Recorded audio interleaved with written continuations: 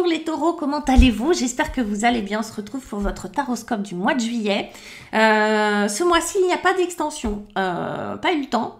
Ce mois-ci, le mois d'août, j'aurai pas le temps de faire les extensions. Désolée pour ceux qui prenaient les extensions de manière très très fidèle. Je vous en remercie d'ailleurs. Mais les extensions, vous les retrouverez au mois de septembre. Là, je n'ai pas le temps entre toutes les consultations et puis un peu de vacances quand même. J'ai pas le temps. Voilà, désolée, mais voilà, c'est pas grave. On va quand même faire ce taroscope comme d'habitude avec l'oracle des chamans et le Golden Wheel. Et puis, je vais tirer une petite, parce que je résiste pas quand même à mes 22 arcanes du tarot de Marseille, un arcane qui va représenter l'énergie extérieure qui va vous influencer. Vous voyez un petit peu votre souffleur, le souffleur qui est dans les... Voilà. Qui va être votre aide, votre inspirateur. Je sais pas comment on va le dire. Ben voilà, ben c'est le diable, les taureaux. Vous allez avoir le diable qui va venir vous influencer, mais de l'extérieur. Et on va aller voir de quelle manière. C'est assez intéressant. On va faire votre tirage avec le Golden Wheel. Pour ceux et celles qui veulent une guidance avec moi, rien de plus simple. Vous avez mon site internet qui est juste en bas de la vidéo.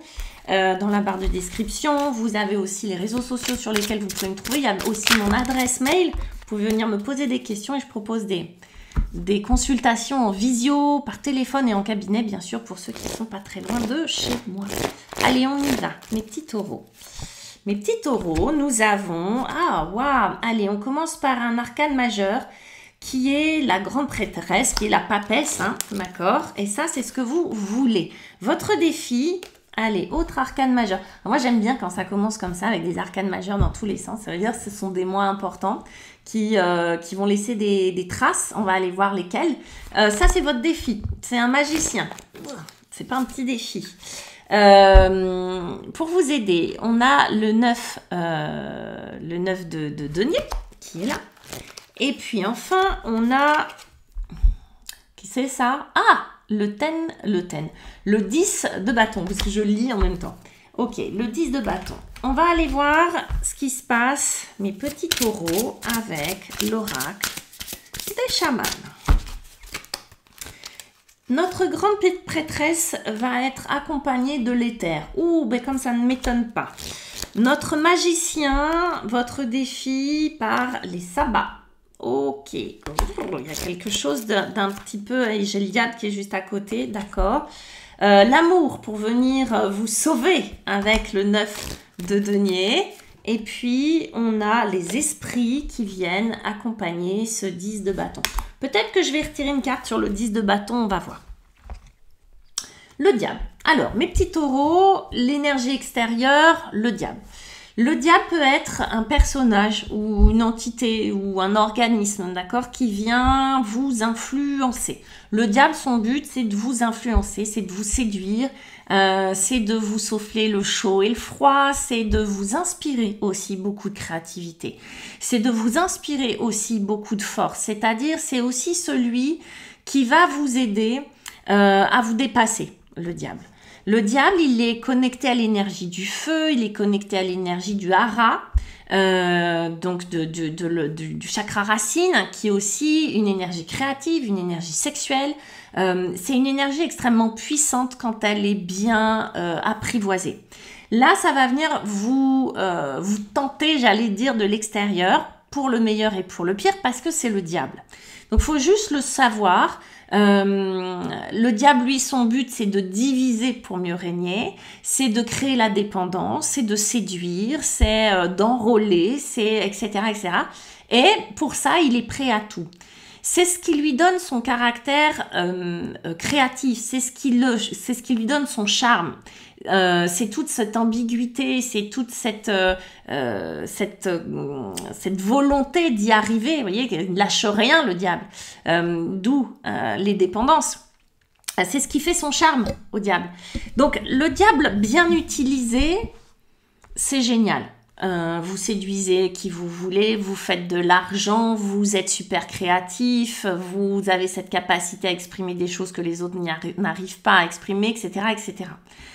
Dans le sens inverse, s'il est un peu trop présent, bah, il va créer des dépendances, il va vous faire croire, il va inverser les valeurs, il va vous faire croire que le mal c'est bien et le bien c'est mal, etc., etc. Il va surtout vous faire peur, parce que c'est comme ça qu'il règne, le diable, c'est avec les peurs. Ok?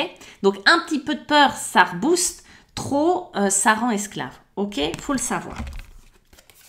Ce que vous voulez, c'est la grande prêtresse. Et c'est sans doute pour ça qu'il y a, une espèce de résonance. D'accord? Il y a le diable qui vient à la fois vous apporter des choses, mais qui peut être un danger. Du coup, sans doute, vous avez compris que vous aviez besoin de l'énergie de la grande prêtresse, c'est-à-dire de la grande prêtresse, oui, de la papesse, pardon. C'est la même. Elle, c'est quoi? C'est le 2. C'est une énergie qui accumule. Déjà, c'est une énergie d'accumulation, de réceptivité. J'accumule de l'information, j'accumule des connaissances, du savoir. J'accumule, mais c'est un savoir particulier. Alors oui, ça peut être en écrivant, en lisant, en s'intéressant à beaucoup de choses, en faisant des formations. Il est possible que vous ayez envie de vous former à quelque chose, d'apprendre de nouvelles choses. Mais aussi d'être très très à l'écoute de qu'est-ce qui se passe dans le monde, qu'est-ce qui se passe à l'intérieur de moi. Vous allez être extrêmement intuitif, et vous allez avoir cette capacité à recevoir des infos que les autres n'auront pas. Là, vous allez laisser pousser vos antennes, les taureaux, et vous allez être connectés. Alors, en se connectant, on peut être connecté à des choses super positives, et puis on peut être aussi connecté au diable. Et encore une fois, pour le meilleur ou pour le pire. Ok? Donc, cette grande prêtresse, mais il ne faut pas en avoir peur. C'est-à-dire que vraiment, n'en ayez pas peur, puisque lui, son rôle, c'est de vous faire peur. Ben, faites-lui un pied de nez. Utilisez que ce qu'il a de bon à vous apporter. La grande prêtresse, elle, ce qu'elle veut, c'est comme si vous vouliez, les taureaux, sentir les choses, comprendre les choses. Vous avez à cœur de comprendre, de savoir, mais c'est pas un savoir forcément intellectuel. C'est un savoir de quelle est ma mission de vie, qu'est-ce que je dois faire, où je dois vivre, quel serait le meilleur métier pour moi, quelle serait la meilleure situation personnelle pour moi. Vous voyez, vous avez toutes ces grandes questions. Et cette grande prêtresse, elle vient accumuler encore une fois beaucoup de savoir, beaucoup d'informations pour y répondre. En tout cas, c'est ce que vous voulez. C'est pas rien d'être une grande prêtresse. Et puis évidemment, je dis évidemment, mais on a le monde de l'éther. Donc tout le monde invisible va être extrêmement présent autour de vous. Vous allez rechercher ça. Donc peut-être que vous allez faire pas mal de développement personnel, peut-être que vous allez faire, je sais pas moi, de la communication animale, peut-être que vous allez tirer les cartes, peut-être que vous allez prier, peut-être que vous allez faire tout ça à la fois, mais vous allez être extrêmement sensibles, les taureaux, à ce qui se passe dans le monde invisible. Ce qui se passe au niveau du son même, hein, d'accord, tout ce qui est invisible. Et dans tout ce qui est invisible, il est possible qu'il y ait des communications aussi, hein, avec des personnes à longue distance, via les ondes, via les réseaux, etc. Hein, pourquoi pas, via les réseaux sociaux. Dans la matière, ça peut se manifester comme ça. Mais sachez que vous allez être comme une espèce d'antenne parabolique sur pattes. Ok, les taureaux. Et en tout cas, c'est ce que vous souhaitez ou c'est ce dont vous allez avoir besoin. En revanche, mes petits chatons, ben forcément, je dis forcément, votre défi, ça va être le magicien. Le magicien en défi va vous parler d'illusion. L'idée, ça va être de se méfier, de ne pas vous raconter des histoires ou de ne pas laisser quelqu'un vous raconter des histoires. Il est possible qu'il y ait quelqu'un autour de vous qui ait envie de vous baratiner, qui ait besoin qui veut obtenir quelque chose de votre part et qui bla vous raconte des choses qui n'arrivent pas. C'est possible. Il est possible que comme vous essayez de vous connecter vraiment au monde invisible, à tout ce que vous ressentez, plus au ressenti qu'à la matière, vous soyez sujet à recevoir des informations qui ne sont pas les bonnes. Là, le magicien, lui, il porte ce nom-là parce qu'en fait, il détient la maîtrise de tous les éléments. les deniers, la terre, les bâtons, le feu, les coupes, l'eau, les épées, l'air. Et il joue avec tout ça, normalement pour créer un monde meilleur, pour raconter une histoire et transformer le réel en quelque chose d'appétant, de magnifique, de beau, de poétique, ok?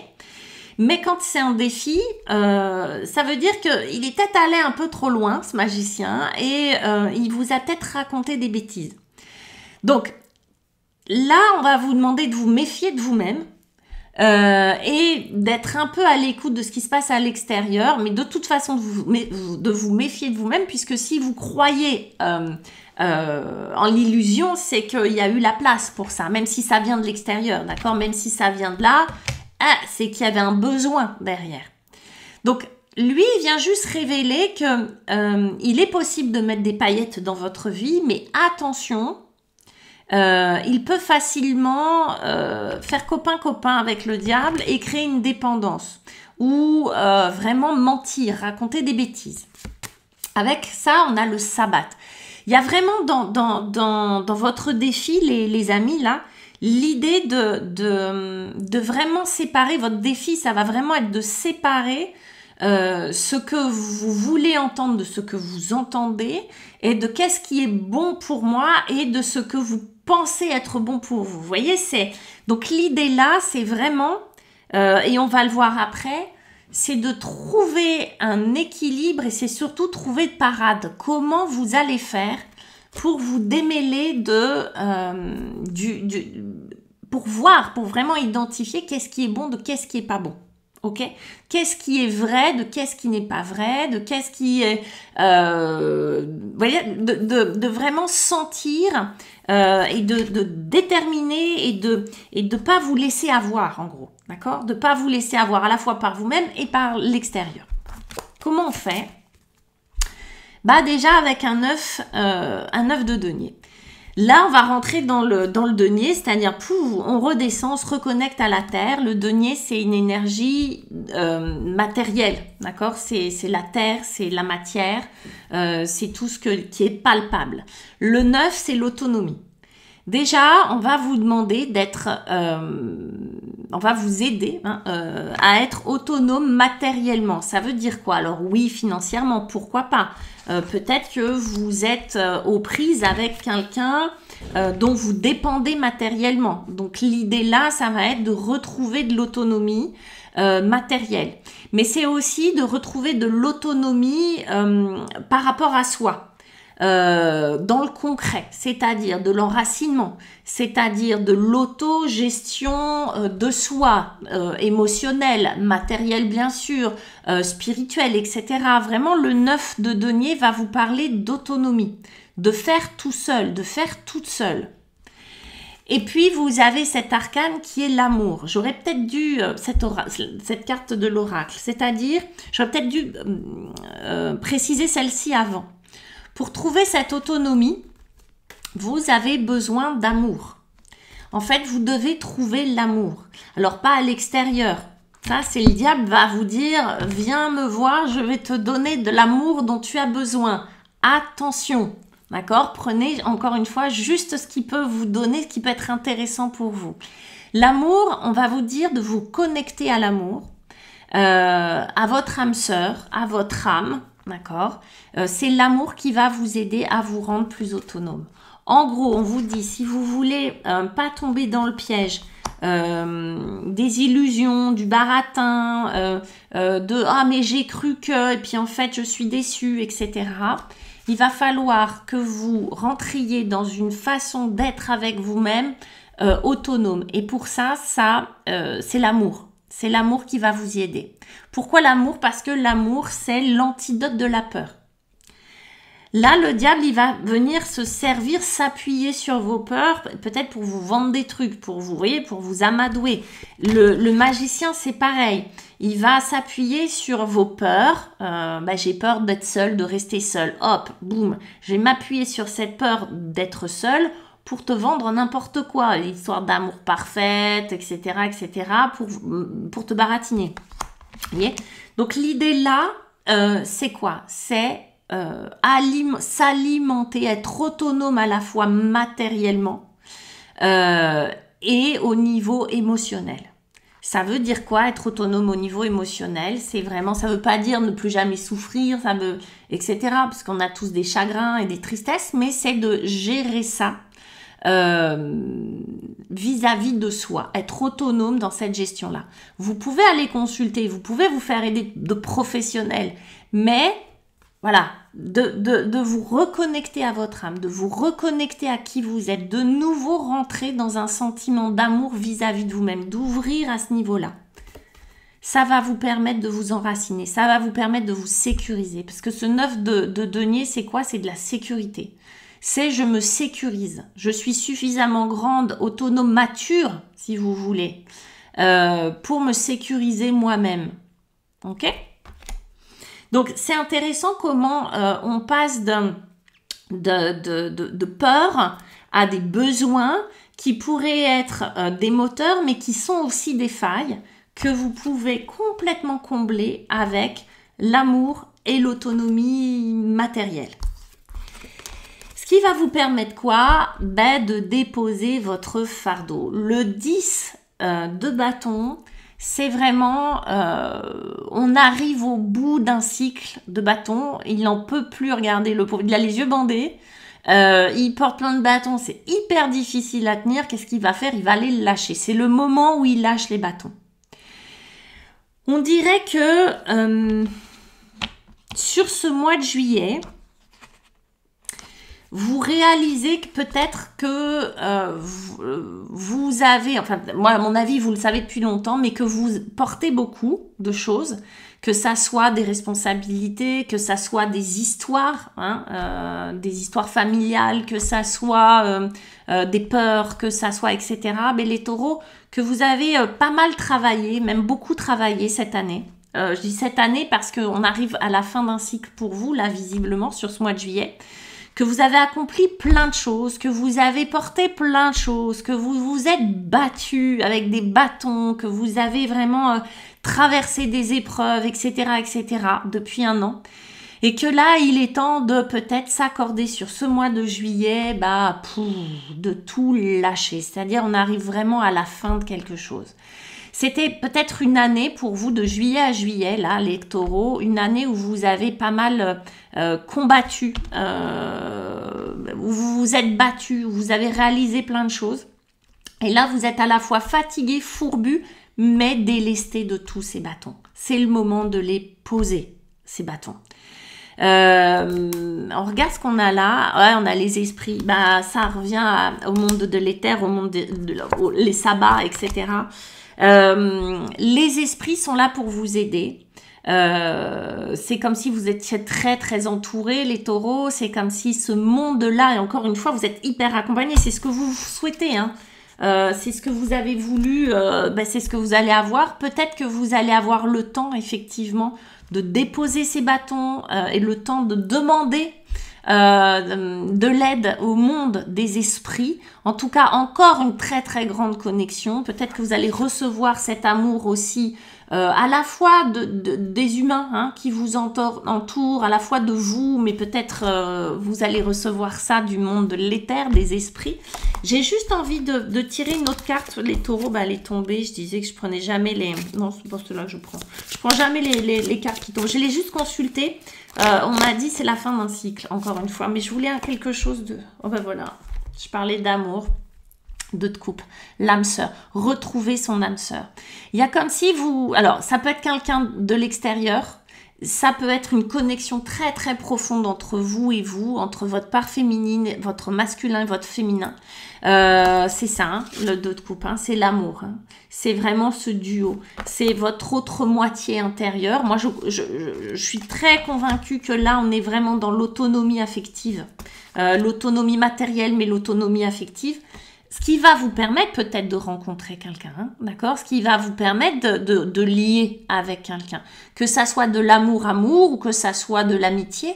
Mais c'est comme si vous retrouviez votre âme sœur. Donc, est-ce qu'elle fait déjà partie de votre vie? Est-ce que c'est une rencontre qui va se faire? Parce que là, on parle de fin de cycle, de début de cycle. Il y a le monde des esprits qui va vous aider dans ce cheminement.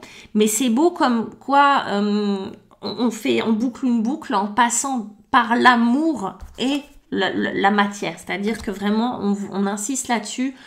Pour dépasser des illusions, pour pas se faire avoir, se faire baratiner, mais prendre uniquement le sel, le jus positif et intéressant de ce diable, de quoi on a besoin? Uniquement d'amour, d'amour et encore de l'amour. Voilà mes petits taureaux. J'espère que cette vidéo vous a plu, que ça vous a parlé, que ça a résonné pour vous. Laissez-moi vos commentaires, vos pouces bleus, voilà, abonnez-vous, cliquez la cloche, je sais pas quoi encore. Et puis je vous dis à fin juillet pour les vidéos du mois d'août. Je vous embrasse très fort mes petits taureaux. À bientôt. Ciao.